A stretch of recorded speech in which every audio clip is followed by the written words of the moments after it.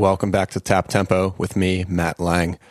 Thanks to everyone who came out to the shows in Minneapolis, Hamilton, and Austin a couple weeks ago. It was a nice little trip, and I'm glad to be back in LA where it is warm. Thank God.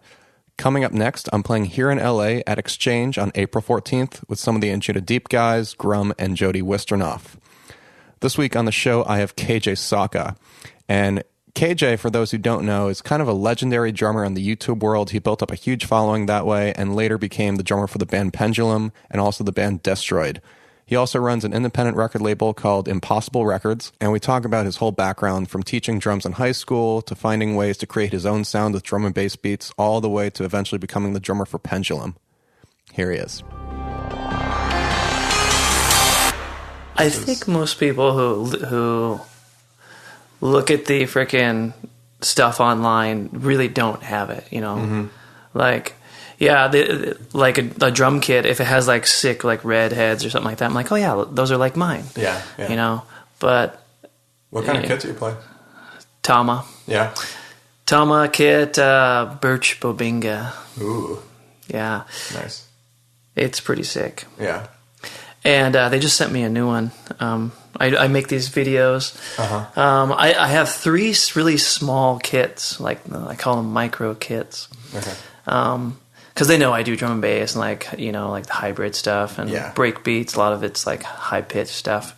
So they love to give me the small kits. A lot of the drummers I think don't care that much about the small kits. Mm-hmm. Like physically small kits, like piccolo snares and stuff like that. Actually small. Yeah. And I mean, they're great for lugging around town, like coffee shop gig or whatever. Totally. I've got a little Prius, so it's perfect to fit in my car. Yeah. Except my full drum kit can fit in there too. Right. Prius is amazing. Yeah. Corey, my wife, she's always like, let's get a different car. You know, it's kind of cheesy. You know, everyone thinks that we're an Uber. I'm like, that's true. I'm like, but the freaking drum kit. Like, I can put 2 drum kits in the freaking car. And no one's ever going to target you for your car. Yeah, ever. It's hella low profile. Yeah. And I like that about it. Yeah. I don't care. Yeah. I am not a car guy. I don't care. Give a utility. Shit. Yeah. Mileage. Totally. Yeah. Yeah, I was at the gas station today. It was like $30. I'm like, geez, that's kind of a lot. Usually it's only 20. Literally like 20. We don't drive very much, so it's like maybe once a month. Really? $20. Oh yeah. Wow. Yeah, we're in kind of mid-city, so we never fucking drive anywhere. I spend like $40 a week on gas. Probably. I don't drive a ton. Yeah. But it just adds up, you know? Yeah. Oh yeah, ours is no more than 40 in a whole month. No more than 2 times to the freaking. Do you guys Uber a lot? When we go out, yeah. Yeah, okay. Especially because like there's never any parking. Right. You know, and especially on Friday or Saturday night. Yeah. And if we want to drink at all, I'm like, oh, let's just Uber. Yeah. And the Ubers are pretty cheap these days. Yeah, they're cheaper and cheaper like every day. $10. Yeah, for mid-city. Yeah. Yeah. Yeah, still to the airport is pretty reasonable. They've gone up a little bit, but from our house is like maybe 30. They were like 25. I'm like, God, that's so like affordable. 50 for me. Mm-hmm. But I elect to drive, even though I'll spend a lot more in parking, just because before I'm on a plane for however long, I just want that moment to myself where I just want to be in my own space. I don't want to share that with anybody. Oh yeah, once the Uber picks you up, you are traveling. Yeah, exactly. And you're with somebody else. Yeah. So where are you going today? India. Right. Have you been there? No. I would love to go to India, man. Yeah. Oh. That's on my list. Yeah, I had some we lived downtown in Seattle and filled with Amazon and Microsoft people who lived in the building. Yeah. And it was really great, like all these new friends and new people around us and just a total different industry and stuff. Yeah. And there were so many Indian people that we became really great friends with. And it was amazing. I never got a chance to really have that many Indian friends. And the whole culture, I just totally fell in love with. I want to go to India so bad. Nice. Yeah. our friends, they were just so freaking intelligent. Yeah. And their parents would come over, and like it was just like this super different culture. I think that's one of the reasons what drew me in is the culture is so different, and they're so like they're proud of their culture, and it's beautiful. They have these beads, and everything is so backwards from like America. Yeah. You know, it's like black and white, it seems. And I love that. When I travel, I like to like totally freaking dive into the culture. Like, what's the weirdest shit on the menu? Corey doesn't like that. She's like, what is this? We're in like by Koreatown, so yeah. Anytime I see just the weirdest thing, I'm like, I want to try that. Sure. She's like, what is that? I'm like, I have no idea what that is. I want to try it. Yeah. Ox blood soup or whatever. You just have to trick them. You have to tell them it's some form of fried chicken or something like that. Yeah, close your eyes and try it. Yeah. Unless it's freaking kimchi, it'll probably taste good. Right. Yeah. I did that with an ex-girlfriend, an alligator. Really? And it was good. She liked it. Yeah. It was great, and it was great when she didn't know it was alligator. Yeah. And then it was like, oh, I guess it's not so bad after all. See? Totally. I mean, it's easy to become kind of, scared of shit that you don't know anything about. Totally. Like fear of the unknown. And it's the biggest fear of them. I mean, isn't that what fear for the most part is? Yeah, exactly. Especially Americans, I think, it's pretty common for your average American that's not really a city slicker. Yeah. They're like, why would I ever want to leave America? Fuck no. Right. I don't want to go to freaking Mexico or even Canada. It's weird there. Like my dad is totally like that. I mean, of course, because he's the older generation.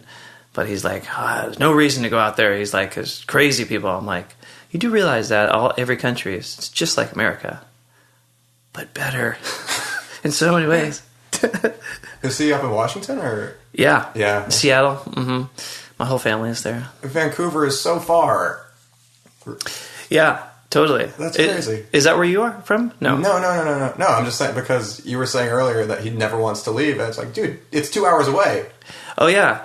He would never want to, he would, in a million years, want to go to Canada or anything. He's just kind of set in his ways. Just settled, yeah.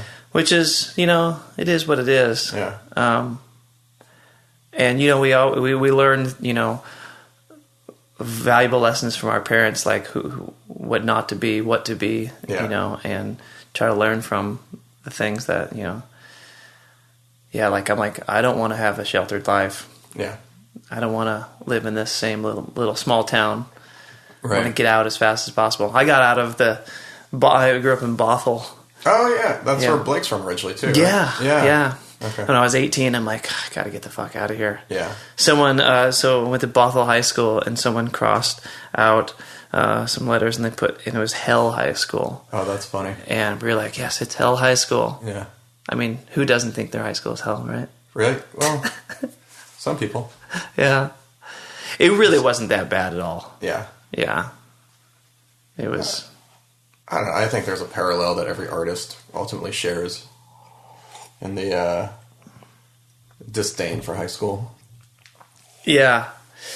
I mean, like we're lost, like there's bullies and it's awkward time in life. I just always felt like an outcast. Yeah. Oh, me too. Yeah. It was a weird situation for me because once everybody... Like, I had this pretty upward trajectory of drumming. Yeah. Like, it took me forever to learn how to drum. And once I did, I just blasted off. And I was teaching all the kids, the drummers in middle school and then high school. Oh, right. But I didn't want to follow the curriculum or anything. Right. I wanted to do rock drumming and jazz. I didn't really care about. I started like failing and falling behind and reading sheet music because I'm like, this is just a feel thing. Like okay, I see where all the pops are, all the hits. Sure. I can read the basic, give me the lead trumpet sheet, and then I'll just follow that, which is like the classic drummer thing, right? Because you're going to hit with the drum with the hits, yeah. With the hits, yeah. and that's all I need to know, you know. Right. That, like Dennis Chambers, one of my heroes of drumming, he never knew how to read music at all. He was like first call freaking on everything back in the day. Yeah. So he was one of the big inspirations. So I was like, that's cool, you know. But anyways, so the kids knew me as a drummer, but I was a super geek too. And so I never really was very popular. I didn't care about how I dressed, like, at all. Yeah. Like torn bell bottoms. I was wearing Dream Theater t-shirts. That went over well. Wow, nice. So you were like a rocker. No, man. I don't know. I was a musician. Yeah. So that made me a nerd. And because I sung in a boy choir for 7 years and I'd entered the school in 7th grade, so I was still singing in the boy choir at that point, that meant I was automatically gay, which meant I automatically had to be made fun of. Oh, man, You know? that's fucking brutal in high school. Oh, yeah. Holy shit. You know, it is. It is what it is. And then, like, team sports, unfortunately, like, I really loved sports growing up, but I hated the social aspect of it. And also the kind of personalities they tend to draw are very antithetic to my personality. That's a status thing. It's so brutal. Totally. I mean, it's just so caveman-esque. But yeah. It's, you know, it's you. I feel like you have to go through that shit. You really do, because Yeah. the rest of the world is still going to treat you like that even when you're an adult. Yeah, exactly. I mean, life is just like, they don't teach you that life is basically just negotiating with everybody. Yeah. You know, like you walk out of the house and there's a bully. You have to negotiate your way out of that situation, you know, or some guy mean mugs you by looking at his girlfriend. You're like, I wasn't looking at your girlfriend. Like, especially like growing up, like in, you know, less affluent areas. It's like, there's bullies, there's freaking, you name it. There's people trying to beat you up. Yeah. And negotiating your way through that is a great skill that you can acquire. And I know that a lot of people who have really tough world growing up, like, are pretty good negotiators because of that. Yeah. Nothing was handed to them, you know, like, had to negotiate out of the situation of their dad beating them, you know. That's an interesting way to put it. Negotiation.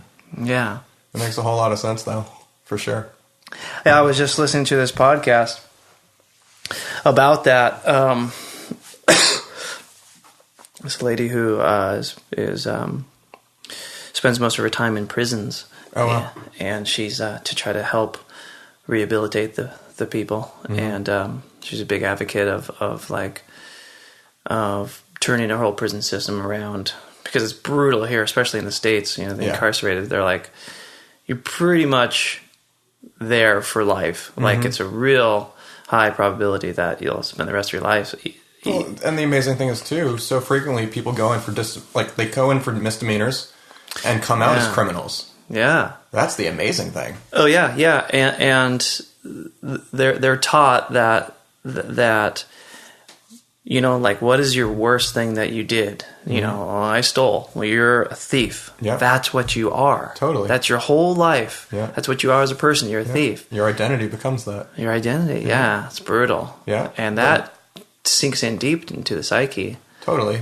But some of these people, like drug dealers, for instance, some of these guys are natural freaking entrepreneurs. Yeah. They just happened to sell the wrong thing and they got caught. Right. Unfortunately. Yeah. But now, like, everyone knows the war on drugs doesn't freaking work. Right. Weed is legal. I think all drugs should be legal, honestly.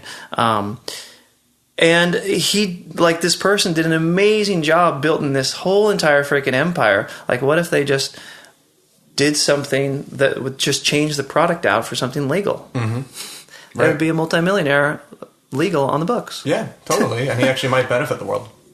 Yeah, instead of destroying freaking neighborhoods, he would, you know, could bring them, I don't know, Amazon packages. Right. But it's easier to lock them up.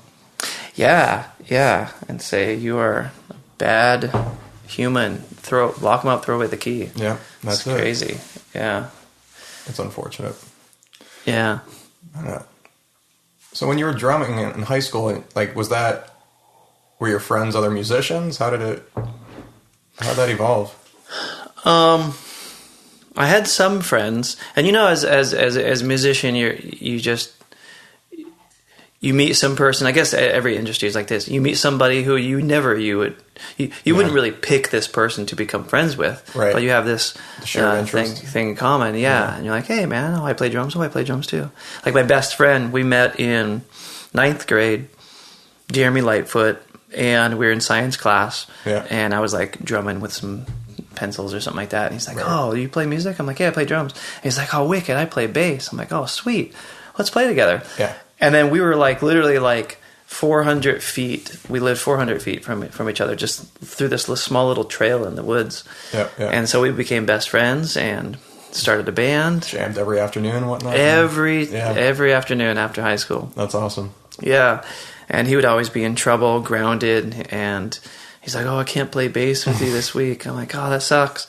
And we got really good. We were just playing every single day, and it kept us out of trouble big time. My mom was like, she's like, boy, I got it easy with my son. I call him, where are you at? I'm in the studio. Like my dad and brother and I, we built this studio that was on the same property. We had this really big piece of property we were renting from our old, like their old church friends or something, really close to the high school or to the middle school at the time. And there was it was like a junkyard. It had all these like old rusty tractor parts and things like that all over. And it was a heyday for us kids. We freaking loved it. Yeah, the dogs would run around everywhere. I made this drum set out of these 2 oil barrels for kick drums. Then I put a bunch of wheels, tractor wheels and car wheels and stuff. And it was funny. If there was only Instagram back then. There's no documentation of any of that stuff. Now you just have the memory. It's pure memory. Yeah. That's true. I was thinking, I was like, some of this stuff, all these bands and things that I was in, and I was like, there is no pictures at all of those times, and times that were like, I remember like diving deep, and there was, it's just my memories of those times, and they're great memories. Yeah. And they keep on getting better and better, too. Right, of course. More elaborate. Maybe that's nostalgia. Yeah. It probably is. Yeah, no, I mean, I get it. I love nostalgia. Oh, I live in it. It's dangerous. Yeah. I tell people when I was like 25 or so, I feel that, in my opinion, it was the peak. I was at my prime for drumming. Yeah. And kind of maybe musical creativity, but at least specifically drumming and the physical attributes of drumming. And one of my life goals is to get there, to get to that same place again. We're artists and nothing's ever good enough, and like what's in our head sometimes we can never really get out to a T, and that's okay. It's just like if we can't enjoy the process, then it's a little suckier, than if we can enjoy it. Physically not at the same place as you were, or are you just romanticizing the idea of being 25 again? I mean, I'm definitely romanticizing the idea of being 25 again. It was such a free time. Like, I didn't give a shit about anything else except music. Oh, man. Barely paid rent, borrowing money, as a 25-year-old does, only caring about what was in front of me. Didn't have very, long-term goals except just to be a rock star. I'm like, I want to be on the big stage, trying to make songs, and I don't know where it's going to take us. There wasn't many... I was reading management books and some of the early mixing books and things, but there wasn't a whole lot of literature really to be the next freaking Nirvana or Soundgarden, and that was kind of some of my real big inspirations were them. But actually at 25, it was, so when I was 18, my big influences were Metallica, Iron Maiden, Dave Matthews Band, and all these bands shared the common amazing drummer. Yeah. That's what tied them all together. Primus. Metallica. You don't hear people say that a lot. No, yeah. Back in the day, like One and Master of Puppets. Oh man, that was some good drumming. And listening back at now, it was very simplistic drumming, especially the metal these days. Yeah. Oh my God, the metal these days, they didn't have metal back then like that. No. Like nowadays, not at all. No. But he was a really big, it was just I think the concept of they were such a massive band, such a massive influence. Yeah. And I didn't really like Carter Beauford, the drummer of Dave Matthews Band. Yeah, sure. He taught me about like independence and left hand on the hi-hat and it's so funny. I know, yeah, he's just going nuts over there. He's settling. My dog is a ratter. Oh, is he? We call her the hunter. Yeah. Yeah, she almost caught this squirrel today. Nice. We have this huge it's a palm tree. I swear to God, it's 100 feet. It's a skinny thing, just like swaying in the wind, and this squirrel came flying down, I think from the freaking palm tree. They live up there. Yeah. Hit our deck and made this huge freaking racket. And Molly's like, and she was just crying and wanting that squirrel so bad. Squirrels are her favorite. Okay. Yeah, I'm like, Molly, you want that squirrel for breakfast, don't you? And she's like, so badly. Yeah. And then so the squirrel's like rummaging around on our deck, couldn't get down. And it's like Molly was barking. And then it finally jumped into the bush. And it was like, it wasn't one of the flying squirrels, but I'm like, I can see how the squirrels some of them evolved into flying squirrels. Right. I don't know. To avoid dogs. Yeah. Yeah. So funny. That's hysterical. Yeah. But anyways, Carter Beauford, Independence. Yeah, man. Yeah. So my first kit, I got 2 drum kits off my uncle. It was like this blue sparkle one, and this old wood one. The blue sparkle one was a pearl kit. Okay. And the wood one was a Ludwig kit. Okay. And he actually, the wood one, he wrapped it with Formica. So I had a Formica wrap on it, and it was coming off. It was terrible. But I always had this double bass setup. I had these 2 kits combined. Mm-hmm. And double bass drumming was always an influence. Yeah. But like Nico McBrain from Iron Maiden, he was the single foot guy. Dun dun dun dun dun dun dun.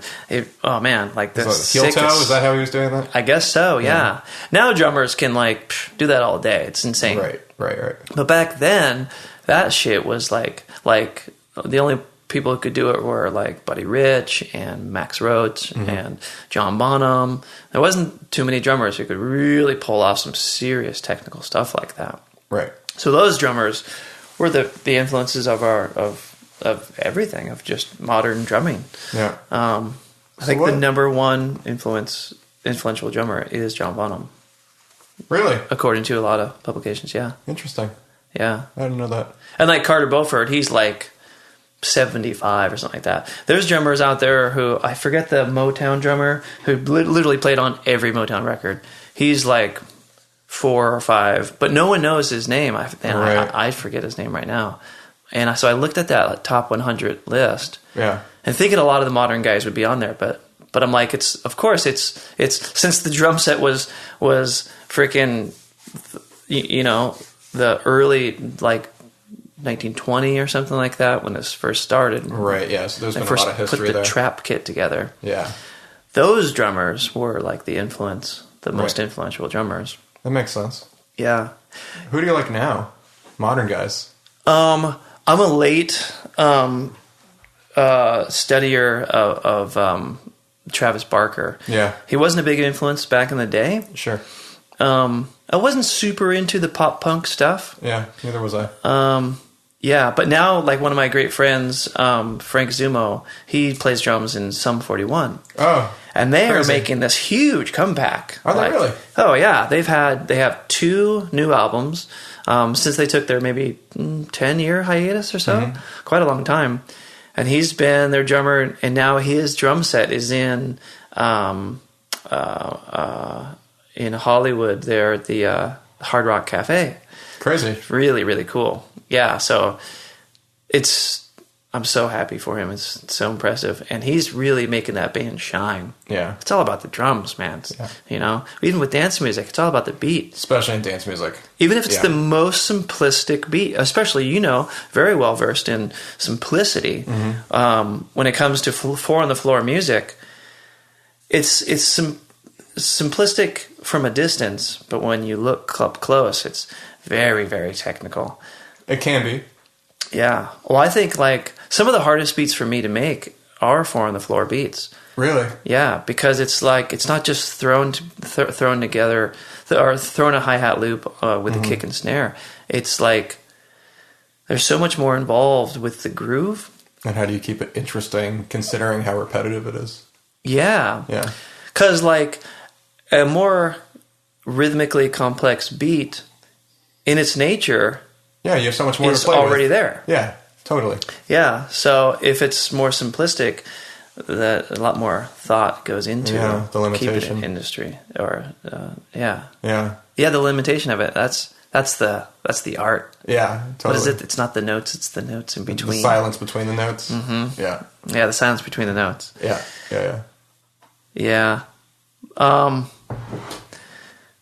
For me, but yeah. When I was sorry, go ahead. For me, it was always Danny Carey. Oh man, Danny Carey.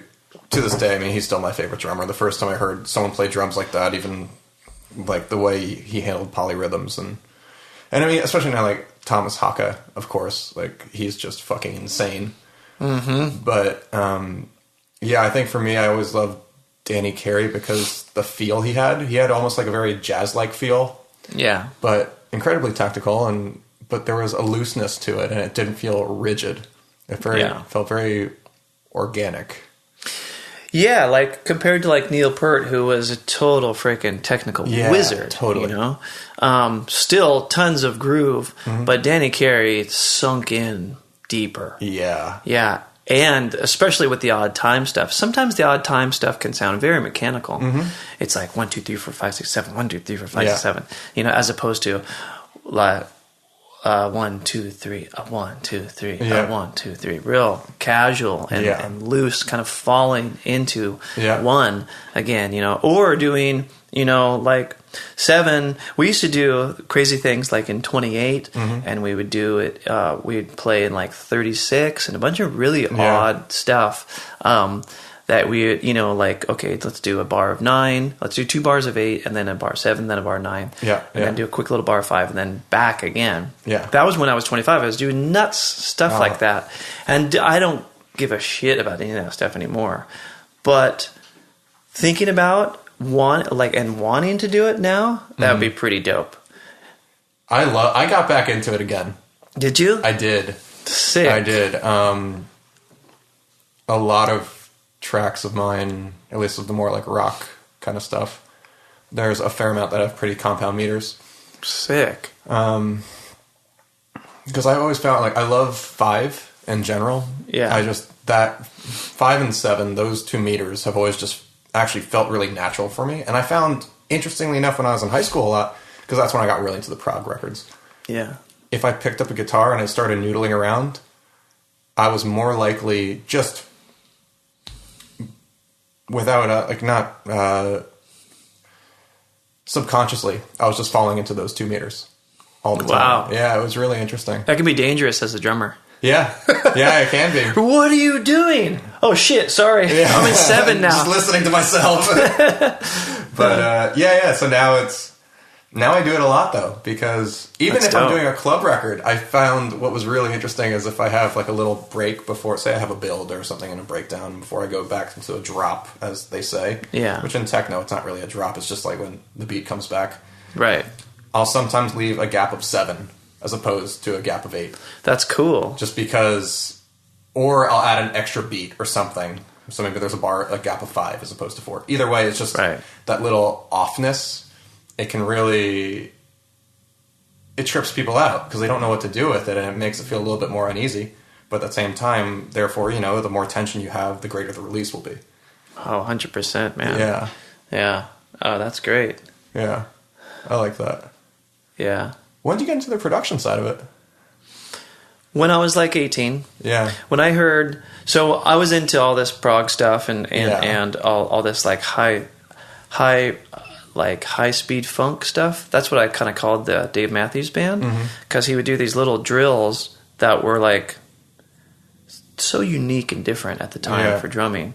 And Primus, a huge influence. And Primus, looking back on all these bands, the beats weren't very fast, but for me, they were tight and fast. Little rolls in the hi-hat and stuff was very all new stuff. Yeah. Especially compared to the big, sloppy, open grunge stuff. Totally. And like Neil Peart was just in a league of his own, pretty much. Like he wasn't a big hi-hat guy; he was tom guy. Melodic drumming. Yeah. So when I was 18, my friend's cousin from London came over, and he brought all these drum and bass records. He brought Chemical Brothers, who aren't from Europe, but Chemical Brothers, DJ Crush, DJ Shadow, Ronnie Size. Yeah. All these guys, never heard of any of these guys before. Basically just had a nice electronic music catalog of CDs. And I popped these in, and my mind was freaking shattered. I couldn't believe it. Especially the drum and bass beat. Just boom, ka, boom, right. Ka, boom, I was ka. wondering how you got there. Yeah. Really simplistic, but fast and tight. Yeah. And I'm like, okay, this doesn't sound like a drummer's playing it. The kick drum is like way different sounding. The snare is really tight. Yep. There's no room sound. It's all like contained. Yeah. So I went home and I started trying to replicate these beats. I wanted to play exactly what I heard. Yeah. And what I realized was I had to play different with different technique. Yeah. Like instead of laying into the snare, I would like tap it and I would like pull. Instead of like pushing down with my stick, right, I would start to pull the sound out of the drum. Well, it's funny because you didn't realize that the beats were just pitched up either, probably. No, not at all. Yeah, I didn't understand the technical aspect. Right, yeah. So you were just trying to recreate it by ear. Yeah. And then so I would experiment with towels, sheets, T-shirts, pieces of felt, pieces of rubber, pieces of metal on the snare drum, on the bass drum. Yeah. To try to figure out how, like these layered sounds, like a clap and a snare. Yeah. Well, I thought that was just a snare. Right. I'm like, how do you get that? Right, of course. And it was amazing time of experimenting and learning how to replicate this stuff live. Because I'm like, somebody must have played it live. Right. Especially like Chemical Brothers, because it sounds like a real drummer's playing. And maybe they did sample a real drummer.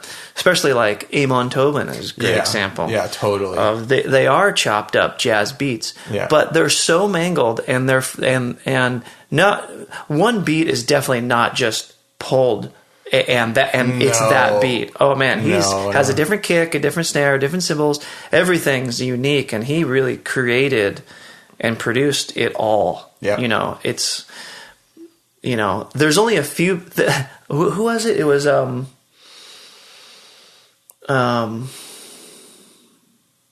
it'll come to me. There's this drummer, Elvin Jones. Okay. Was that old jazz drummer. Yeah. One of the greatest. Was at Michael Shreve's house. Michael Shreve is the drummer of Santana. Okay. I lived right next door to him. Michael Shreve was like, that's a whole other thing. He was like a mentor to me. Oh, sick. Yeah. And so Elvin Jones was over. This was a couple of years before he passed. And it was a really big deal that Elvin Jones was next door. He's like, you got to come over here. Elvin Jones, like, we're playing and all his new cymbals are here. Wait, no. Was it Elvin Jones or was it Jack DeJohnette? I think it was Elvin Jones. Yeah, it was Elvin. Yeah, it was Elvin. Yeah. And Elvin was listening. Michael Shreve was showing Elvin some of these Amon Tobin tunes, and Elvin's like, "That's my beat. That's me with Miles in New York at like the 55 Club or whatever back in '46." And we were like, "What? Oh my god!" It was insane. No one's ever that I know of have been able to pick out a freaking sample in Right. Amon Tobin, and Right. let alone be the actual freaking dude who Amon Tobin sampled. That was insane. That's a trip. And that gave me a whole new perspective on like who Amon Tobin is, what he does, what his talent is. Yeah. And it was incredible. And then I was over there. Then Amon Tobin came over like the next week. Oh, that's crazy. And then that was when we collaborated. I played and he sampled my stuff. Oh, I didn't know that. I was on his record, yeah. Which one? It's called The Killer's Vanilla. It's the Foley record. Oh, Foley Room. Mm-hmm, Foley Room. Right. Yeah, I have the DVD of that too, where he's sitting with the Cronus Quartet with like the two KM184s in either hand, like sitting between the orchestra. Really impressive stuff, man. Oh, it's amazing. Yeah, that was when he started thinking outside the box. Yeah. And started coming up with his own sounds. Yeah. I mean, he always came up with his own sounds, but really came up with his own went down the sounds. sound design wormhole. Totally. Yeah, that freaking opened the doors, I think, for so many freaking musicians about what sound design is and what are the possibilities of sampling our own freaking stuff. Mm-hmm. It's pretty cool. Yeah. And then he had his whole catalog of sampling other people's stuff. So he just connected the whole circle. Yeah, totally. Of being a producer. Yeah. So impressive. Yeah. He's great. He's a massive influence on me. Oh my God. Yeah. That makes sense in your drumming. I can hear that. Oh, I tried to replicate Yeah. what he programmed. Yeah. 100%. Totally. Yeah, like I would have like a small kit, and then to the side of my normal kit, I would have another bass drum that was a different size. Yeah. Another cymbal or another snare, like where the floor tom is, I'd have a snare drum, like a big, loose, fat snare. A lot of time, like I usually always had two to four different snare drums. Really? Maybe just one tom. It makes sense, yeah. Yeah, to go to, it's like the crossfader. You switch over to a different beat. Yeah, totally. That was my whole concept. And that was for years, like what I tried to emulate and create, recreate. And, reverse engineering was like my whole motto, really. Yeah. And I totally put guitar-driven music to the side. Yeah. Like completely. I didn't even want to freaking hear it. I totally I boycotted it. Right. And it was all the stuff that I grew up with. And the band that I started at the time, playing all these breakbeats, my best friend played guitar. Mm-hmm. And I'm like, can you make your guitar sound like a synthesizer? And he's like, yeah, that sounds sick, And he did. He started buying all these Electro-Harmonix pedals. Oh, yeah. He would buy the craziest... He got the craziest pedals and he made the craziest configurations that they sounded like shit, that like the most unique stuff. Yeah. And we were at a gig, and he was just like tuning his guitar on stage. There were some people there, and I was so hyper focused on having our band sound electronic, drum and bass and break beats and things. He was tuning his guitar. I'm like, TJ, can you make your guitar sound like more electronic? And he's like, dude, I'm just tuning my guitar. I'm like, yeah, I know. But like I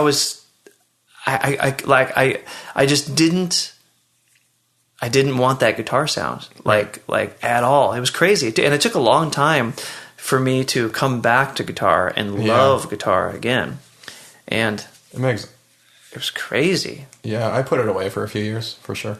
Yeah. When I got really into like the IDM, hardcore sound design programming, everything just lived inside a computer. Yeah, because guitar was just, it's rock, or it's metal, you know, or it's country, you know. It's totally different than on this other side of the world is electronic music. Right. Made in the box. Yeah, entire. Well, for a while it wasn't in the box. Right. It was in a lot of different boxes, I suppose. Mm-hmm. But... Well, yeah, I started making electronic music before I got a computer. Yeah. On beat machines. Okay. Yeah. I had a little QY70. It was by Yamaha. Uh-huh. It was about 9 inches by 5 inches, by about 2 inches thick. It was just a little beatbox thing. Yeah. It was the coolest thing. You could write full songs on it. It was like a sequencer. And had a little keyboard on it, like really, really micro keyboard.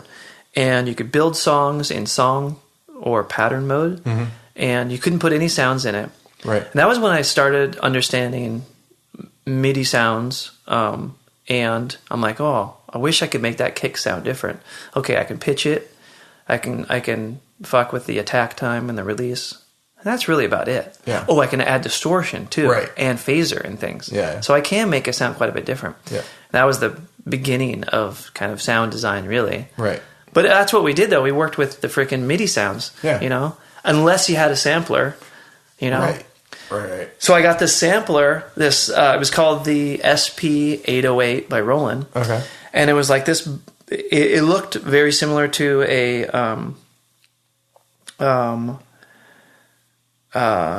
what's it called? A MPC. MPC beat machine. Yeah, Except the polyphony was only 4.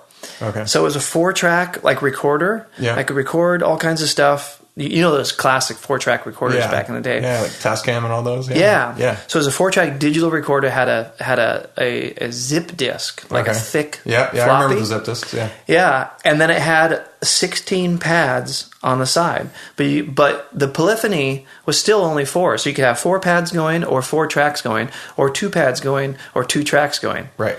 And that was it. Right. So I'm like, in order to play songs, I had to like put like drums and bass on one pad. Right. So I started having to multi-track things. Because that's what you had to do. You had to totally print stuff to these 4-track, like Tascam. Yeah. You're like, okay, guys, now, we have to record all the drums to just 2 tracks. Right. And now we have to overdub them with the guitars. Yeah. Just keep adding them on, like just additive synthesis, basically. Yeah. Yeah. And then I would play shows like that. I would have like this notepad where it was like my sheet music. Say, okay, pad 1 is the freaking intro, and then now add pad 2. Yeah. And then go skip to pad 4. Right. And then pad 4 add track 1, and it was just this little paper of numbers on it, and that was like my set list per song, because I couldn't freaking memorize the shit at all. Right. Took forever, and I never thought about like a consistent freaking pad arrangement. That took many years to think, oh yeah, I can always make the intro just on pad 1. I could streamline my workflow. yeah. I did not have a streamlined workflow at all. Because it was like every week I was like a little new piece of gear. There was some cool thing, effects, you just pedal. get excited. Yeah. And you just go. You don't think about it. You just move. My bedroom was Guitar Center, man. Oh my God. Oh man. Yeah. Yeah. Before Guitar Center. Yeah. Guitar Center definitely started way early. Yeah.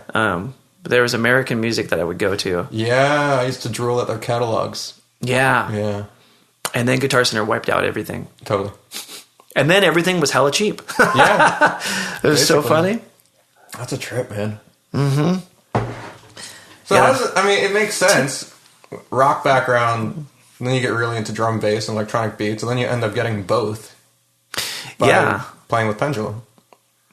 Oh, yeah. I mean, when I got the Pendulum call, it was the perfect freaking harmony. It's like the synergy right there of both. Oh, it was amazing. I was like...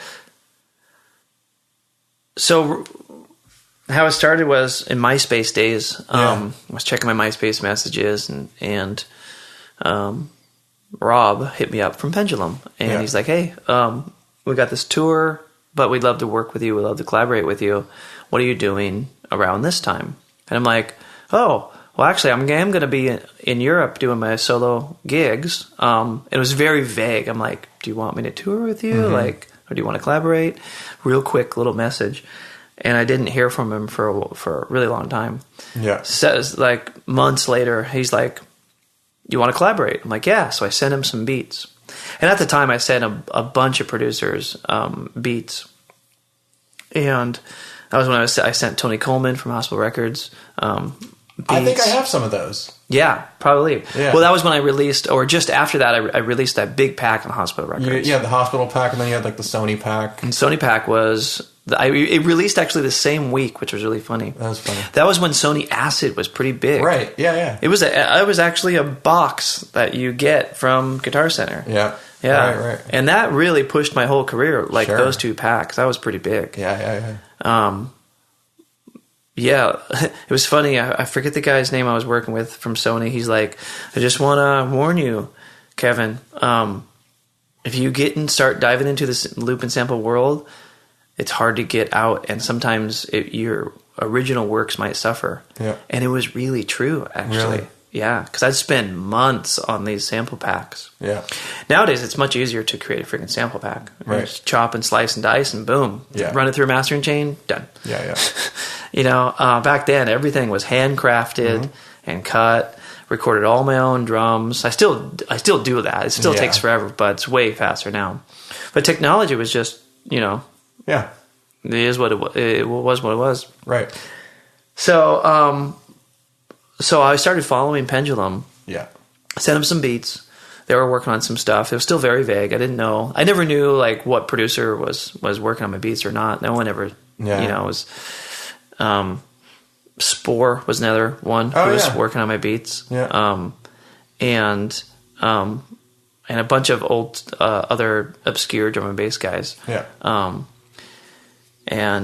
I just shotgun blasted like full sessions, like 6-minute chunks of just me just playing in the studio, just a stereo file. Yeah. And people were like, "This, how did you even do this? I've never heard anything like it." Was crazy for these producers, and it was freaking me out. I'm like, this is amazing. Like, they actually like my drumming. Wow. Right. And they're like, I never heard anybody drum like this. Yeah. And so that helped me, because I was like, it appeared that I was one of the only drummers doing that on Earth. There's not very many people doing it. Definitely. And then I put out a couple of YouTube videos. Mm-hmm. And, hey, I'm Kevin Sawka. I play drum and bass jungle beats. Yeah. Here's a jungle beat. And I started playing. And that was when Rob called me. Okay. Or MySpace me after he heard that. And that was how I got a lot of these collaborations, actually, was from sure of that. Yeah. Totally. Like back in the day, I put up the video, YouTube kind of first started. Mm-hmm. And within a month, it hit like 100,000 views. Oh, my God. And that was like equal to like millions of views back in the day. Yeah. And so it hit the whole drum and bass community worldwide. Yeah. And literally overnight, I got gigs. It was insane. I'm like, I'm going to Europe. I'm going to freaking England. Uh-huh. They're like, hey, I'll give you $500 to come play. You got to get yourself here. Yeah. Okay. Yeah. I'm going to do it. Yeah. And $500 back then, $500 today, it's still kind of the same, really. Yeah. But the expenses are a lot more today. Yeah. Yep. I was up in Wales, like way up deep in Wales at this shitty bar, and it was like £2 sterling to get in. And they're like, I can't believe I'm seeing KJ Sawka tonight for only £2 or £2. And I was right there. I'm like, I'm KJ Sawka. They're like, oh my God. Yeah. And it said YouTube hero KJ Sawka here. Oh, that's crazy. It was so crazy. Wow. Yeah. And that kind of sparked everything. Yeah. It sparked the Amon Tobin stuff, the BT stuff, that's Pendulum stuff. When I was I was flirting and with Pendulum and stuff. And as we were talking, I started diving deeper into who Pendulum was. And I'm like, fuck, man. I love rock music. These guys are all about rock. I love drum and bass. Mm-hmm. I love singing and melodies and like hooks. These guys are the perfect meld. Like this is, I would love to be included in any shape or form inside what Pendulum is doing, because they're like the only drum and bass band actually crushing it out there. Mm-hmm. They're starting to play these really big gigs and really big festivals, and that was when drum and bass was kind of starting to die in the States. Yeah. It was 2008 maybe, like 2002. I was in my drum and bass band, and things were freaking rocking on a small micro scale. Yeah. And the jam bands, like, everybody was wanting to play drum and bass live. It was like a big live drum and bass. Like, that was when, what was it called? What was it called when someone brought their gear to a gig? It was like a live set, but they called it... A PA? A live PA? Live PA. Yeah. That's it. Live PA. That was like the new coined term, Yeah. That was the thing. and everyone was doing it, and everyone was bringing in drum and bass beats into their stuff and stuff. But I think at the time it was still very underground. Mm-hmm. But that was like my whole world. Yeah, it was like this underground vibe. DJ Shadow was really big at the time, you know. Right. You know, and but anyway, so I was playing with Blake Lewis, and he's like, Blake, we were living together, and he's like, Kevin, what's like your biggest goal right now? And I'm like, to go to Miami conference and to play Ultra. That's it. That'd be amazing. Because like everybody was there, and they had all these conferences and all these meetings, and that's how you could maybe get a record deal, or you know, all the producers there and everything. Because electronic music was still really new to me.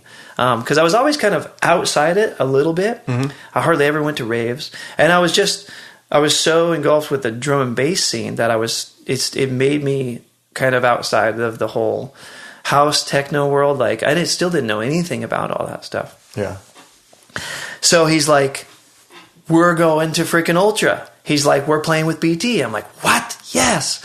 So because BT was producing one of Blake's songs at the time on the first album. Right. And I'm like, wicked, you know. So BT came up to Seattle. We went in the studio together. Yeah. He was a massive influence on us. Yeah. Massive. And then, hey, learn this set. Blake's going to come up for one song. I'm going to play drums the whole time. Cool. And then, Jan Johnston, I think, was there. Yeah. Came out for a couple tunes. Yeah. And we were on like the live stage at Ultra, and it was like the biggest show I ever played. There was maybe 10,000 people. Yeah. It was fucking awesome. Big, yeah. Yeah. And BT was like, yes. He was just, I was like, this is crazy. And we all looked like BT. Right. We had the hair, we had the tie. Oh my God. It was pretty funny. And it was a wild time. And Pendulum, and Rabbit in the Moon were playing that stage later on. Okay. And I'm like, shit, Pendulum's going to be there. I'm playing on the same stage. This is perfect. Like, now I get a chance to meet Pendulum. So, went back into the backstage trailers, and I see the Pendulum sign, you know, and I'm like knocking on the door. And MC Verse comes up, and he's like, oh, hey, mate. I'm like, hey, is Rob in there? Rob Swire? You know? And he's like, who are you? I'm like, just tell him KJ Sawka is here. And so he went back there, and he's like, KJ Sawka. And they're like, wait, what? KJ Sawka? And I could hear them in there, like starting to freak out a little bit, and then they came out. They're like, hey, KJ, come on in. Yeah. And I'm like, they're like, we're really big fans of yours. And I'm like, it's great to meet you. I'm like, ditto. Yeah. Like, huge fans of you guys too. I'm like, we're finally meeting face to face. You know, hey, what are we doing with this collaboration? You know? Yeah. And so we're like, we instantly just bonded, and we were like, cool. And it's like awkward. Like, what do we talk about? You know? Now what? Yeah. Yeah. We're like, let's go out and see this band. Okay. Let's go out and see the band. So we went out and watched the band, and we were like talking about, you know, the technical aspects of the band and what we liked and didn't like and stuff, and trying to build rapport with each other, you know? Yeah. And it was amazing. It was, we tried to awkwardly hang out for as long as we possibly could. And then I'm like, okay, you know, I'll see you later, because they're going to do their set. They had their big semi trucks there and everything. I was like, man, this is a band. This is a big band on the road. Yeah. Like, I want to be on the road. Right. You know, I want to have my drum set in that semi truck. Damn, you know? I was like a kid in the candy shop, you know, like jumping on the bed every time there was the next really awesome opportunity, you know? Still, like, I was barely surviving. Oh God. Right. You know, and even with these great opportunities, you know, it's not easy to formulate a payday with the best opportunity in the world. So I saw Pendulum, and I knew I was going to be the drummer. Yeah. Like, I saw the drummer. Everything was good, and there was a moment where they all looked at the drummer like, what's happening? Like, where's the song going? And I'm like, That's it. That's it. Yeah. I'm going to be the drummer. Yeah. And because I had such a great rapport with them, and like seeing them looking at me as a fan, and me to them as a fan, it was like there was nothing like it. I got on the phone to my mom and my wife. I'm like, I think I'm going to be in Pendulum. Like, this is a really big thing. I could just feel it. So then I went home, didn't hear anything for like 6 months, really long time. Yeah. And watching the MySpace and watching their tour and stuff like that, I'm like, I think something's going to happen though. I mean, when I was at Ultra, it's not like I was like, I'm going to be in the band, but I was like, this is huge. No, I know. You know, yeah. And then when I was home, I was like, I was getting this feeling. I'm like, silence. You could tell like something was boiling. And then Rob called me just out of the blue, and he's like, "Hey, let me cut to the chase. We want you to join Pendulum." Like, and I'm like, he's like, "That would require you to move to London, you know, basically just stop everything that you're doing in life. Yeah, and come join the band." I'm like, "Yes." Yeah. And my manager at the time, I called him right after, and he's like, "Well, you didn't say yes right away, did you?" I'm like, "Well," he's like, "Oh my God, you did say yes." I'm like, "I don't, dude, gotta do it." Yeah. I'm like I was like, yes, like this is exactly what I want to do. This is the perfect band that melds rock, drum and bass. I'm like, drum and bass on, my whole slogan for the longest time was drum and bass on the main stage. Yeah. Because drum and bass was always on the side stage. It was always this underground thing. Yeah. The beats are too fast for the main stage. Yeah, you know? Right. Too fast for the mainstream. And I'm like, not these guys. These guys are on the main stage playing drum and bass beats. Yep. And that was it, man. That's how I joined. It was amazing. What a trip. Yeah, but I worked my ass off to do it. Yeah, of course. If they didn't see those videos, if they didn't see me on Ellen DeGeneres with Blake playing on live TV, playing pop beats with a little drum and bass break right in the middle, I wouldn't have got the job. Yeah. No way. That makes sense. Yeah. So everything was built up to that moment. It was pretty wild. That is. Yeah. And that was Pendulum was by far the biggest thing in my career. Yeah. It helped out so many things. It landed me all my drum sponsorships. Yeah. Yeah. Everyone is a fan of Pendulum. Yeah. And it really breaks that ice real quick. Yep. Yeah. Sure. Instant credibility. Yeah. Yeah. And now it's different because we're older. A lot of people don't. A lot of the fans don't know who Pendulum is, but the industry does. Yeah. And my sponsors are all like, "When's Pendulum playing again? Because I want to go see a show." Right. Yeah. I was gonna ask, like, aren't they rebanding in some form? We're doing a new album. Okay. Cool. Yeah. The remix album just hit the press. Okay. I think it's going to launch soon, real soon. And a lot of the stuff that I hear from Pendulum is I hear from the news. Yeah. It's funny how that works out. Yeah. Yeah, and I think it's a common thing for a lot of bands because there's, oops, I forgot to tell you, sorry. Right. Totally. I'm like, well, did you finish the song? Are my drums even in it? Oh, yeah, everything's good. I'm like, well, okay. Yeah. Right. So funny.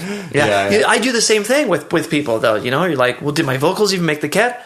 Oh, yeah. Oh, shit. Sorry, it's releasing tomorrow and I forgot to send it to you. Right. Oh, man. Well, we don't mean to do it. Right, it's just you're juggling a lot of different things all at the same time. Yeah. Yeah. It's so weird sometimes when we forget the most important thing. It's literally like forgetting to call your mom or your dad or something. Yeah, you know? Totally.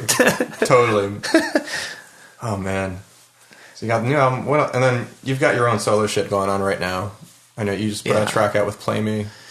Yeah. And that was the first release with Play Me. Okay. It's funny that you just had Reed on. Yeah, just coincidence. Yeah. We actually haven't really hung out face to face. We've briefly seen each other, but we've never really had a conversation. Which is, she's probably one of the only people in our small circle that haven't really had face to face with, which is really weird. But we always seem to, whiz by each other. Right. But we've been in the same industry, the drum and bass industry, forever. Yeah. It's funny. Yeah, that is funny. Yeah. So I think it's nice to having a Play Me release. They've been around a long time, so yeah, it's pretty dope, and they're hard workers. Yeah, they're really passionate about what they do. Yeah, her and Dez kills it. Yeah, I love that guy. Yeah, and then do you know Anthony? Not Sorry. No, He does. He's an artist also on Play Me, but he also does all their video, all the promo stuff. They're all in house. It's like all their artists kind of work at the label now too. It's really interesting. That's dope. Yeah, it's very cool. So it's kind of them against the world. Totally. Yeah. Yeah, my label, Impossible Records, we go up and down. We had a big staff at one point. Yeah. Mainly just interns, because it's not easy to make money these days exactly. through labels. And everyone was very passionate. And, it's hard to sustain a position that's an unpaid position. Totally. Especially as a label unpaid position of label manager. Yeah. Like, I need you to do all this stuff. You're like, okay, but I can't do that because I have to actually go feed myself with my regular job. Right. But it's nice to do a release on a different label other than my own imprint. Mm-hmm.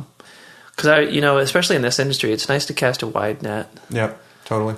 Unless you're on a really big label who loves every single thing you do. Right. And can push it. And they've got the machine behind it. And Yeah.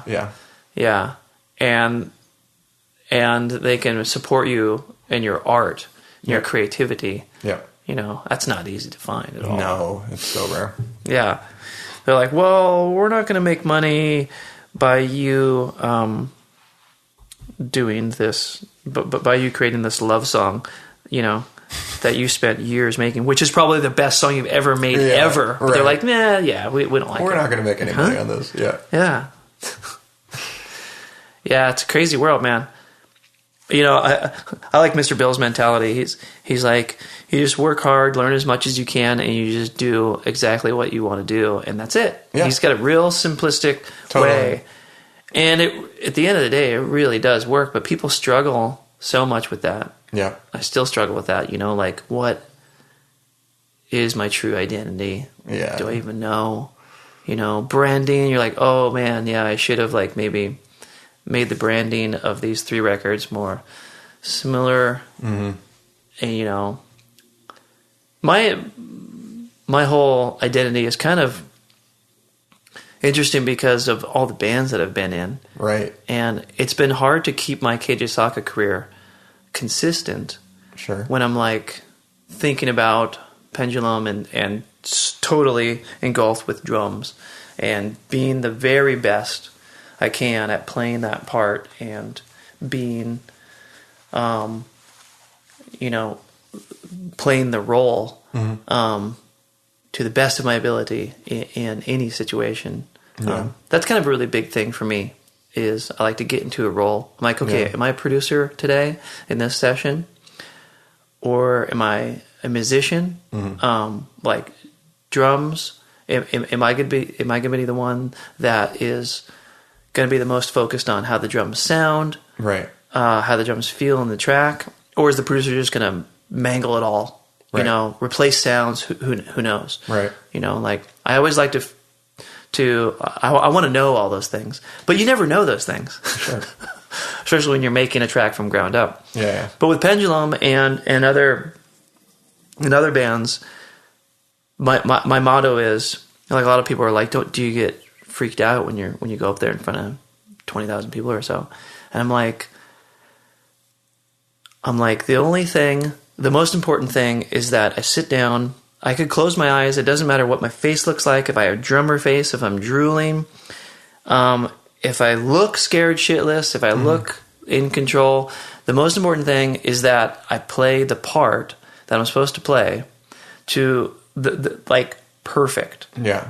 And that's all I need to do. I don't need to do anything else. No, just play. Nothing flashy. Yeah. Nothing more than what the song calls for. And then the set is going to be perfect, and we're going to crush that audience. Right.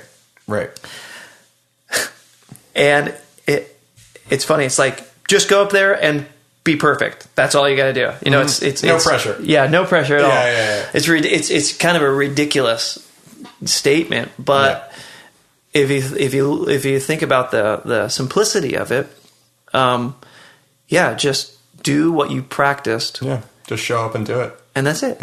Yeah. And if you get nervous, look down. Mm-hmm.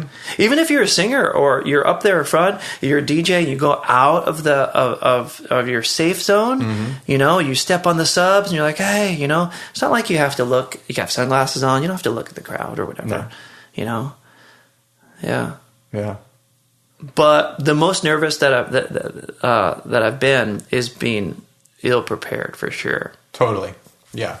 You know, I'm like, what is the fucking beat of the breakdown again? Or is it 12 bars or is it 8 bars? Mm-hmm. Oh.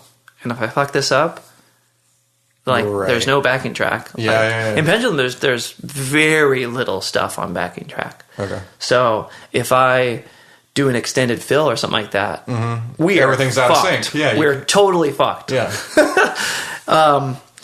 And that's never happened. There's been parts where the snare trigger stops working. Right.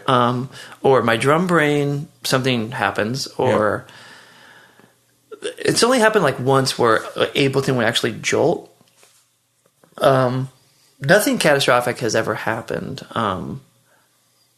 But we always are prepared for it to happen. Yeah, you know, dual redundancy across the board. Every instrument, dual redundancy. Yeah, it makes sense. Yeah. Same with Destroyed too. Yeah.